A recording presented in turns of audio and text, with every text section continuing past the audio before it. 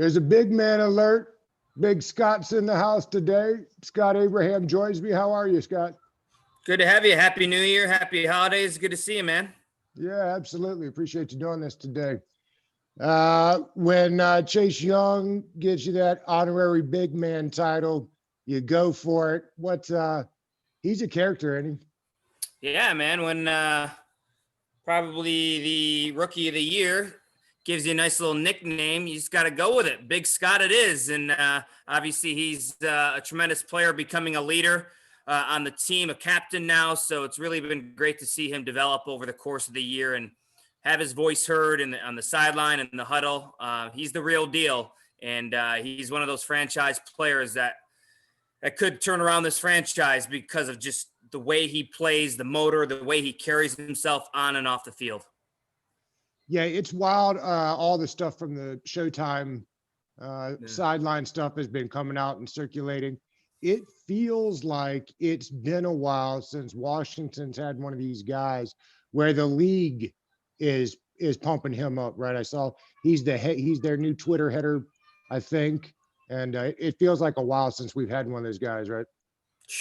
Yeah, I'm trying to think back now, Doug. Yeah, it has been a long time where, like you said, the league has embraced somebody on the Washington football team. Probably RG3. I mean, right. He had a good run there for probably a year and a half, and the NFL really kind of embraced him and put him on the stage and built him up. And I feel like this is a similar kind of path with Chase Young. That's the one player that comes to mind to compare it to, Doug. It's probably RG3. And obviously, as you know, that was a while ago. Yeah, it's been a wild year for sure.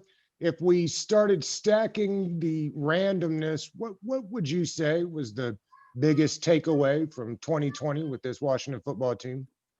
The peaks and valleys, where there's always a storyline. It is never boring. Never, ever boring. There's always something new every week. It's crazy, from Rivera's personal cancer fight to the quarterback competition switch, from going through Haskins, Kyle Allen, Alex Smith, Haskins again, cutting Dwayne Haskins, then having a long losing streak, then having a long winning streak, and now kind of fighting for their playoff life. It's kind of only fitting that it comes down to one game on Sunday. What has Ron said about this one game on Sunday? What's the key for him? It's been interesting how he's been spinning it to the media. He's like, we're playing with house money. Nobody expected us to be here. You guys didn't expect us to be here. So we're in a great position. We can play kind of free and loose. He even said, like, if we win, great. It's going to be a great learning tool and developing tool. If we lose, I'm not going to be disappointed, because I think we're ahead of where I expected this team to be. And like I said, nobody thought we would be here. So we're playing with house money, and he used house money a couple of times. So I found that interesting. Yeah. Also, I think I saw him say, you either win or you learn. I thought that was an interesting quote by the coach. Yeah. I mean, he doesn't think it's the end of the world if they don't win on Sunday, because you knew this was going to be kind of a project of taking over and building this team back where it should be. And he believes they're ahead of schedule. He thought it would be a lot different if it was maybe year 3 under the regime of Rivera, where it's year 1. It's a totally different kind of feel and vibe. So they're just kind of going to play loose and go for it. It seems like the 3 big notables on the injury report, the quarterback, the running back, and the wide receiver. Is that a fair assessment? Yeah. Alex Smith and Terry McLaurin and Antonio Gibson all listed as questionable for Sunday. Obviously, that's kind of like the big 3. Very 3 key offensive pieces. I don't know. I will be surprised if Alex Smith does not start on Sunday. I have a feeling that Alex will be the starter. I think Antonio Gibson will be fine. As Ron has said yesterday, there's no concern there. They're just giving him some rest and time to get off that toe. The one I am concerned about is Terry McLaurin. So when you find out he's in a walking boot, that kind of signals like a high ankle sprain. And I talked to a lot of kind of former Washington players about the Dwayne Haskins situation, I was kind of getting their gauge on Terry McLaurin's injury, and they said if he's in a walking boot, that's usually a 3 to 4 week injury. So I think McLaurin's more of a concern for me than the other two. What that was going to be my next question is, if you could only have one of them, or if we ranked them in importance, who's the most important to have on Sunday? I mean, I'd love to know. I'd love to know if Alex is 100%, because I don't want him out there gimpy and not being able to move around and mobile and struggle on that calf. So I'm worried about Alex, but that veteran leadership, that kind of storybook ending of the comeback story, and now maybe it's only fitting that he's the starter and leads this team to a division title to kind of put a nice bow on this 2020 season. I think I want that veteran presence compared to a Taylor Heineke, who hasn't really played too many big games like this in the NFL, if any. So I think the quarterback, that calming presence, that game manager, I think that's most important. So I would say Alex Smith, granted, he's healthy and can move around. Antonio Gibson, another week not doing a whole lot of work. I found it interesting, correct me if I'm wrong, on these toe type things, Rivera has been very limited in allowing these guys to play on turf inside. Has he said anything about the turf versus natural grass and what it does to the body for these athletes? Yeah, it's just there's more give when it comes to grass, and there's more bounce to it, in a sense where the turf is a little more dangerous and a little more taxing on the body. And he was upset with the weather today. It was raining here in Washington, that they had to practice on the turf. He doesn't think that's an ideal situation. He likes to kind of practice on the grass. And like you said, it's better for the body. It's better for various ailments, especially with knees and legs and feet. So yeah, they had a late workout today indoors. Antonio Gibson did not practice. Terry McLaurin did not practice. I think that's smart, because obviously they're dealing with injuries, and on the turf, you can exasperate that a little bit. The team has been extremely slow out of the gate. I think they've got the poor opportunity. Opportunity is not the right word, I suppose, but they'd be the only team that doesn't score on a first drive, I think, in history of the NFL, if I'm not mistaken. What has Turner said about what it's been like with this offense in the first half? He really thinks it's kind of a freak thing. Like he thinks they've had opportunities, and whether it be turnovers or missed field goals, to score on the first drive. He thinks it's also a mindset of not getting in that trap of, because this is becoming a trend, and he's worried that maybe this is becoming a little bit mental in a sense for these players, because they've been doing it all season long. Obviously Scott, he kind of scripts, that first drive and the first, 10 plays. And sometimes he thinks it's bad luck. Sometimes he thinks the players just aren't focused. I think it's very important, Doug. They don't want to get behind here against Philly. They don't want another slow start. They don't want to get, behind in halftime and losing in the first half, because more and more pressure. It's like a snowball effect, especially in a one game and you're in, one game you're out setting. You have to start fast. You have to, play with the lead. Washington, I think that's so important. You don't want to fall behind on Sunday. It's got to be one of the keys to the game, right? Is getting out early and not allowing Philadelphia to feel like they have any real chance for success in that game. Do you find it odd that the defensive coordinator for Philadelphia would give Washington bullet board material? Would they say this is a no hat game? No hat game. What do you think he means by that? Oh, he said they don't plan on allowing Washington to put on fancy division championship hats. That's fun. Defensive coordinator for Philly said it'll be a no hat game. I think that's Jim Schwartz, right? The defensive coordinator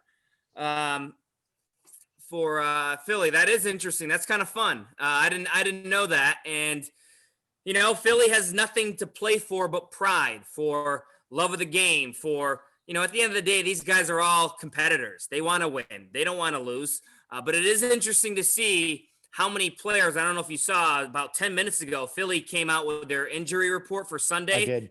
and a lot of key starters for Philly are not going to be playing. And that is Fletcher Cox, Miles Sanders. Some pretty big names will not be playing against Washington on Sunday. But you know what? Gives these reserves and these second-tier players a chance to shine under the big spotlight and hungry. There's no way Philly's just going to lay down, especially these reserves, these second-teamers that are going to get a shot to play on the big stage. Trust me, Doug, they're going to give it their all because they want to put on a good showing for their friends, their family. For a lot of these guys, it's an opportunity. It's a chance for them to get noticed. Scott, what's the hardest thing about interviewing players after a loss compared to after a win? I mean, I understand obviously the easy answer, but preparing yourself to talk to these guys after things aren't good. I've always been curious how you guys navigate that. Yeah, I think it's important to kind of put yourself in their shoes a little bit before you ask the question. Kind of understand the mentality of you just went to battle, went to war for 3.5 hours, and you come up short and you lose. So you're obviously those players obviously gonna be emotional and upset. So I think you just kind of have to walk that fine line of being firm and being tough, but also being understanding. You know what I mean, Doug? Yeah. But you still got to, I get paid to do a job, and the writers get paid to do a job. The players get paid to do their job. So at the end of the day, we all have to do our job. So it's not going to prevent me from asking a difficult question. Yeah, no, I thought that's interesting. Another one, what have the coaches said, or Ron said about the job those coaches have done? We are playing a lot of youngsters on this team, and they are excelling in big roles. Have they said specifically what they feel like has allowed those kids to get going so early? I think it's just all part of the process. When Ron took over, he knew it was going to be a young football team. And the coaching staff has done a great job of grooming these guys and getting these guys ready to play on Sunday. You've seen kind of the path of this team. Slow, went through their struggles, kind of hit rock bottom with their 4 or 5 game losing streak. And then it kind of just turned. It kind of switched. Cincy, Dallas, Pittsburgh, San Francisco. You could see these younger guys starting to believe and get that confidence. Look at a guy like Cameron Curl, 7th round pick, really came out of nowhere. Landon Collins injury. Who knows if we would have seen a Cameron Curl without that injury to Landon Collins? The guy has been a gem for this team. So there's guys like that on the roster, all over the roster, that have really shined, and it's been great to see. We have meaningful game left, so I won't ask you about it, but I am curious what they end up doing with Landon Collins. To your point, I don't know how you cannot have Cameron Curl ready to start at the beginning of next year. Yeah, I mean, Landon's obviously a lot of money, big contract. You can argue he has not played up to his contract, but I would be surprised if they cut bait with Landon. The one to look for is probably Alex Smith. Unfortunately, they're going to have a big decision to make at quarterback in terms of who's going to be the next franchise quarterback, who's going to be the future young quarterback of this team. And obviously Alex costs a lot of money. He's getting older. So it's going to be interesting to see what happens there. Scott, as you know, we wrap up Fridays with a little over-under. You will be the first one to play twice. I was close. I think I only missed one the last time. You did. You were the first one, I think, to go all unders or all unders but one. You slightly edged out JP and Rhiannon Walker for getting. Well, what game was it? Was it the Dallas game? Forget. I think it was the first Dallas game. Okay. Because we were still just doing the audio at that point. Yep. So here we go. Let's just put quarterback. So this is important. So are we going with Alex Smith or Taylor? Well, you told me you assume it'll be Alex Smith. So okay. we'll keep by what you said and assume that it's 11. All right. Let's put him at 215.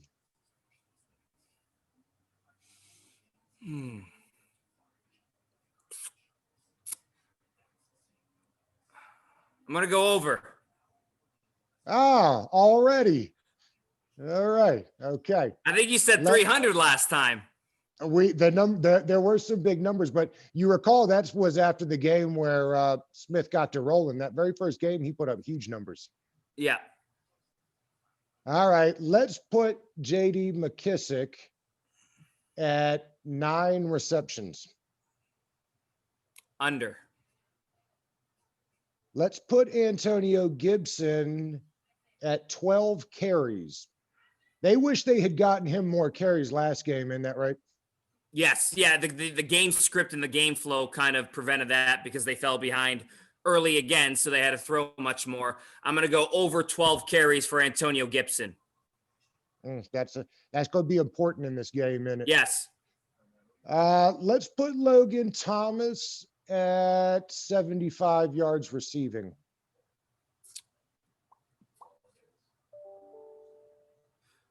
Gonna go under. Gonna go under. Okay, let's put the sack number at 4.5. Sack number? Yep. For total sacks? Yep. Under. Jalen Hurts is a mobile quarterback.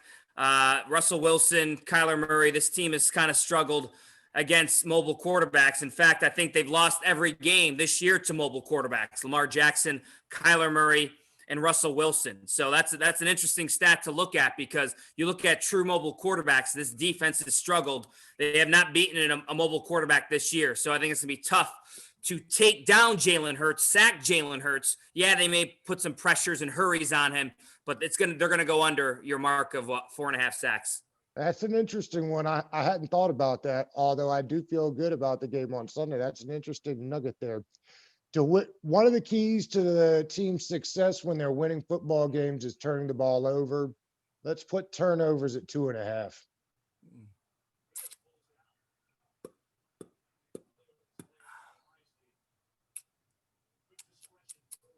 I'm going to go over. I think they get 3. Yeah, we need that. We need that. And then let's wrap up with 3 field goals for the kicker.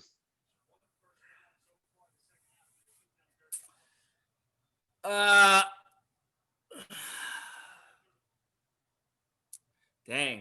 I want to say push, but that's not an option. So I'm gonna go